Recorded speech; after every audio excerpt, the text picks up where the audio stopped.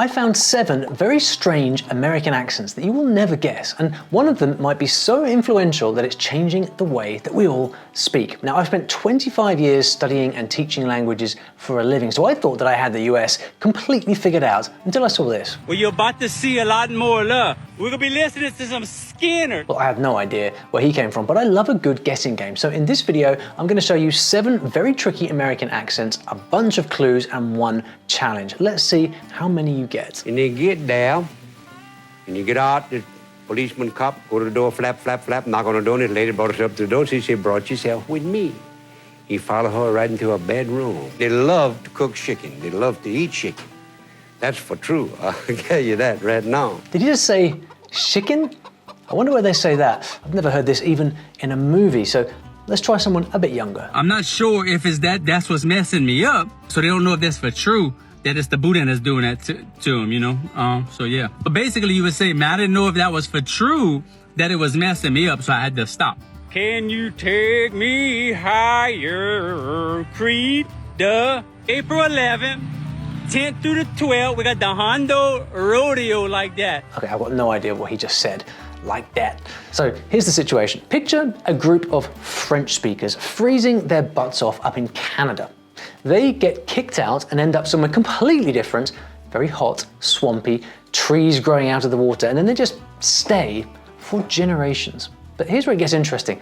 They are not alone down there. There's a Spanish colony from the Canary Islands next door, some African languages shaping the rhythm, a few Germans wander in, a boatload of Haitians, and of course, all the local indigenous peeps, every one of them adding spice to the language. And then, only at the very end of all of this, English shows up. But instead of wiping everything out, it just kind of piles on top. What you like to do on the weekend? I like to ride four-wheelers and spend time with my family. I like to play with my chickens. What kind of chicken? Some fighting chickens. Some fighting chickens? Yeah. You got a lot of fighting chicken? I got a good bit, but it's illegal. The chickens again. Well, they also have their own werewolf to scare kids into behaving. Sometimes the scariest part wasn't the beast. It was that the Rougarou might be someone you know. You know, we never had a Wolverine up in here. But I can tell you now, it's just a common courtesy to ask before you drink up all of my liquor. Channing Tatum actually has roots here, I hear. So what's your best guess? Well, it is of course straight out of the swamps of Louisiana, Cajun English. Cajun? Where? Cajun?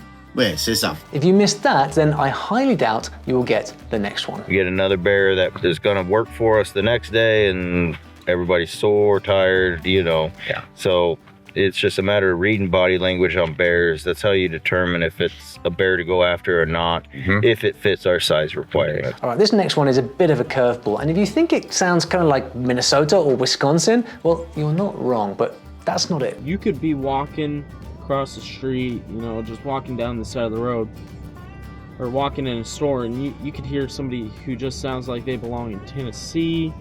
You could hear somebody that belongs, like, in Texas. Okay, that is just confusing. But that slightly Midwestern sound, it's just because a lot of Midwesterners moved here in the 1930s to start farming. They came on an army transport of all things, although I'm not quite sure what they're farming. Oh, it was freezing cold on Saturday, but I put on my bunny boots. Oh man, my feet were so nice and toasty. I love those things. Bunny boots?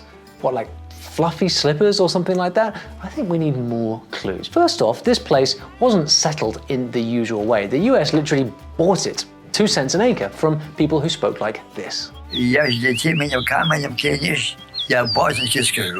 is weird because I don't think anyone even has an accent here. Chips and pop, coffee and cock, ski-doo, AC bag, stomach, lean parents. Interesting.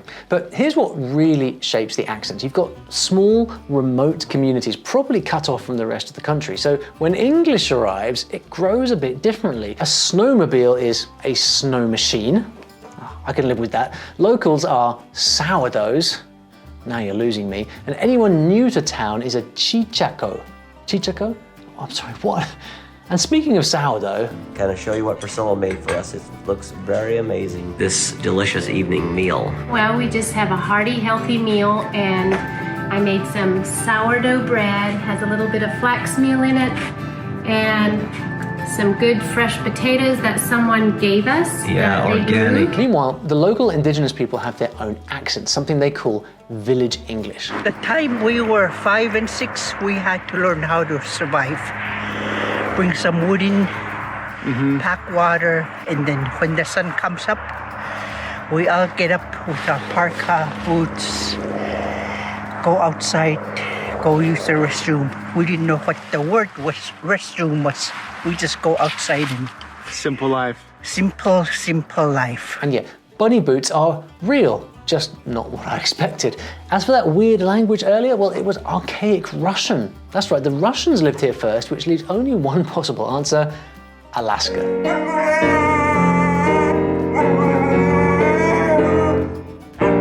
Now, even though this video is all about English accents, here on this channel we talk about learning languages in general, all the languages of the world. And if you're enjoying all of this digging into accents and sounds and culture, well, this is exactly how I think about learning any language, because when you get hooked on the people and the stories, well, you pick it all up a lot faster, no matter what the language. Listening is really key to start to tune yourself into the sounds of the language, but it can be very hard to find good listening material. So to help you out with this, if you are learning another language, I've put something together called my list of binge-worthy resources. And this is a downloadable list of podcasts, movies, and TV shows in 15 different languages that are all great for listening and will not bore you to death. So whether you're learning Spanish, French, Japanese, there's a lot for you here. This is no random list. My team and I have tested and chosen each thing in the list. It's completely free. Just scan the QR code on the screen or grab the link below, and then you can try something out tonight instead of your usual Netflix, whatever.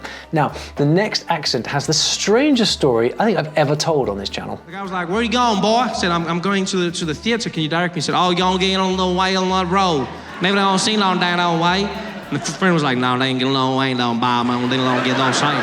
Whatever, Trevor. But he makes a fair point. This place will mess with your head because depending on where you stand, it sounds like 4 completely different places. When I moved here with Travis, and if you've heard him talk in any of my videos, I think he's as bad as I am, but when I first moved here with him, he would have to translate for me because people here could not understand how I talked.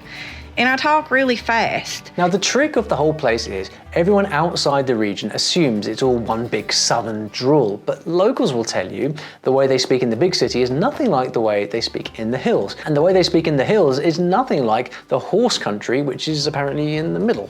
Gom means a mess, or if you use it in a sentence, something is all gommed up, means it's all messed up. It's a mess. The term mosey on, used in a sentence, I guess I'll be moseying on then. Just means you're leaving. Briggity will always be used in like someone is acting briggity, and it means that they are acting above their raisin, or that they're acting snobby, or like they're better than everybody else. That's nothing. The mountain version is the wild one. People there were cut off for centuries. No roads, no railways, no newcomers. He walks straight, back and forth. He does not side to side, all that bull crap. He goes straight. If you want to build his legs, build him straight. That's his natural movement. Yeah, I got nothing. Now, listen to this crazy story. In 1820, a French orphan, Martin, shows up in one of those valleys. He marries a local girl, Elizabeth, and by some absolute cosmic fluke, they both carry the same rare gene, blue baby syndrome. 4 of their kids were born blue, literally. Go and look it up. And for 6 generations, this family just stayed blue. I used to live in Irvine. I don't know if you ever heard of this. It's they called blue people. There's a girl I used to go to high school with. She dated a guy that knew one of these guys. Said he'd act normal and everything. He was just blue as he could be, like Smurf blue. Why does this matter for the accent? Well, because the same isolation that bottled up the blue baby gene also bottled up the language. So the whole valley just kept saying stuff like briggity and Irish. And as for the city that nobody can pronounce, I pronounce it Louisville. It's a little different, yeah. Sorry. That's not right. It's Louisville.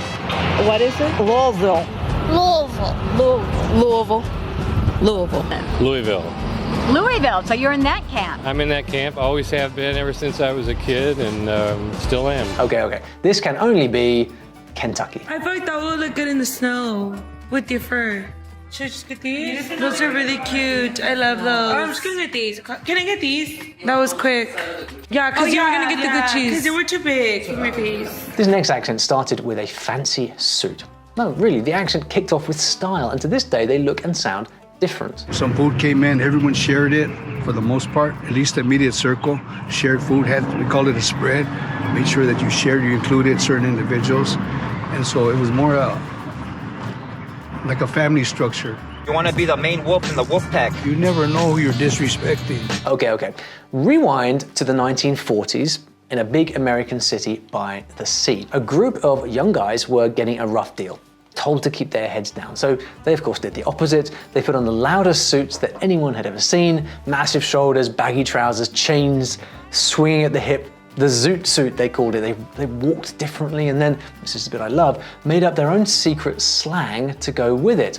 Calor. It's a mix of English, Spanish, and bits of Nahuatl and Romani mixed in, and 8 decades on, this is what they sound like. We're not a gang. We just love to dress like this, bring back that nostalgic era of the Pachucos. So do you ride her on the weekend? I do. So me and my husband, so we are in a car club and we ride, yes, on the weekends. We're always at Whittier Boulevard. Okay, so by now you probably have an idea, but here's the bit that catches everyone out. This is not Spanglish. In fact, a lot of these people only speak English, but you weren't expecting that. So what is the accent? And I'm like, I feel like it's true. Like, I feel like I probably showed up to the interview trying to be very like, speaking very crispy, but then it's like once you just like get comfy, you're just like being yourself and you don't feel like you have to act like so corporate all the time, you know? Come on, you know this. It's a full-on Mexican-American dialect with its own grammar, its own rhythm, its own rules, and the DNA of Calor still running through it. Chicano English. I'm not even apologizing. Yo, you guys have the ugliest accent. Oh like, my God. Yo, they have the best seafood, but I cannot stand their accent. Avenue?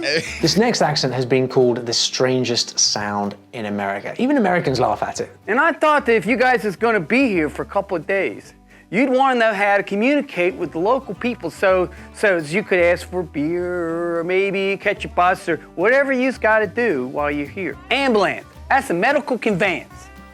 That's what you get picked up and put into if you fall on the pavement and hit your head down on the cement. Funny thing, just an hour up the road, everyone speaks in that polished news anchor American English, and suddenly this, a completely different beast. Here we are, hon, back on the stoop. What better way to get ready for the game than a burger cookie? And you know what? Manny Machado designed these burger cookies. You're good. Cheers. Okay, cheers to you. I'll make some room for you here. Hop on in.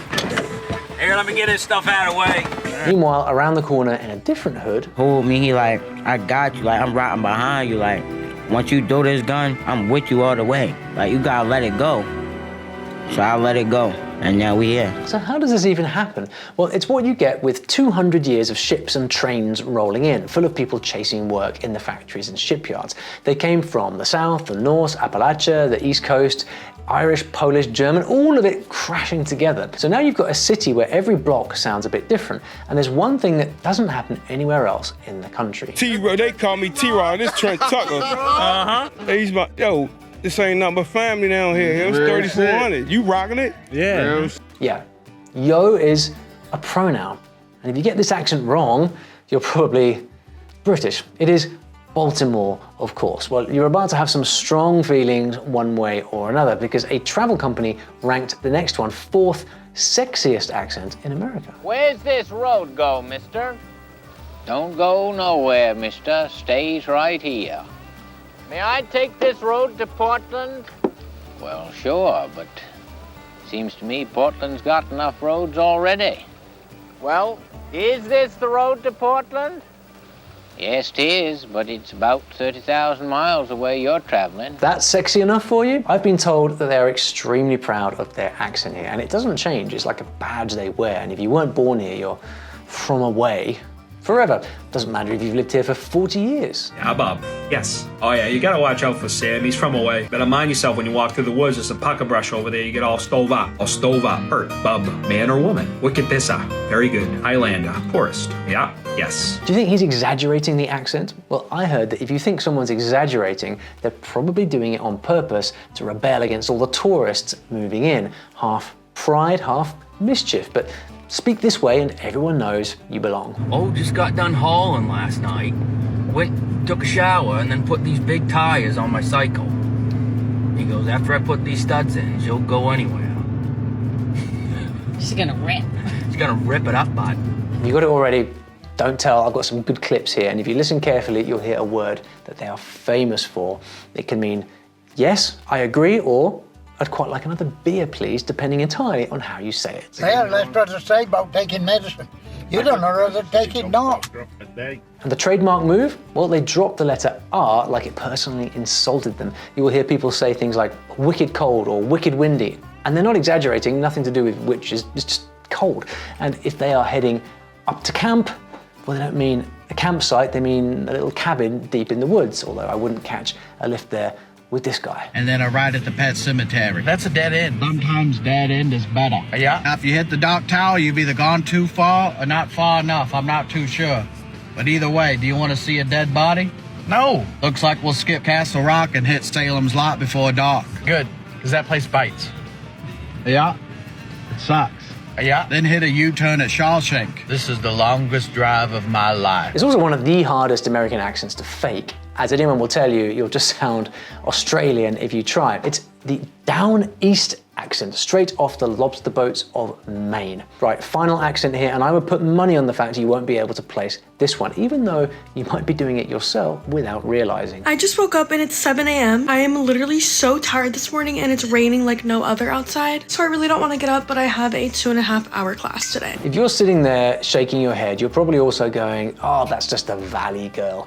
Hold that thought. Holy moly, it has been a whirlwind since the year has gotten started. I have made $18 million since last Thursday, and I wanted to share with you all the tips and tricks that I use with my business. I just wanted to check in and make you fully aware that there is a full moon headed our way, and it's gonna affect everyone.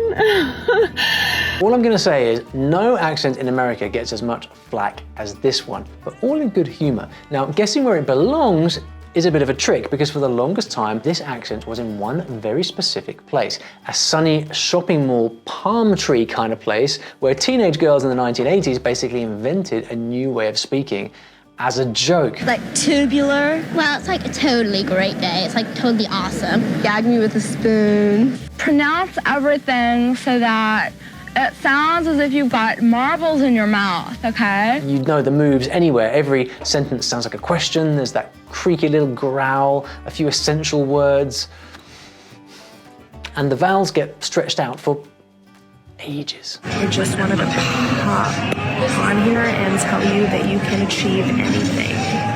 So embarrassed, you guys, that I would even go out in public looking like this, irregardless of the stance of my face. Come on, try to place it before we get to the end. There's also that little pause halfway through a sentence, the one that sounds like they're thinking out loud. Well, they're not. It is the accent. Have you got it yet? Here's the catch. It doesn't live in just one state anymore, but it started in California, and some say it's what English will sound like in 50 years from now, which means your grandkids might genuinely talk like, hey, you guys, I am like running so late, so get ready with me for day 5 of being an influencer. Yeah, good luck with that one. It's called the influencer accent, and it is the voice of lifestyle influencers, TikTok and YouTube, shaped on purpose to sound relatable and to keep you watching. Did you get it? Let us know your count in the comments, but if you think America's accents are wild, well, wait till you start learning a foreign language with a foreign accent. But it turns out that listening this carefully, like we did here, is the same skill that will actually help you become fluent in another language, which is exactly why you need to watch the next video, because I will show you the only 4 types of movies that will get you fluent. Check it out.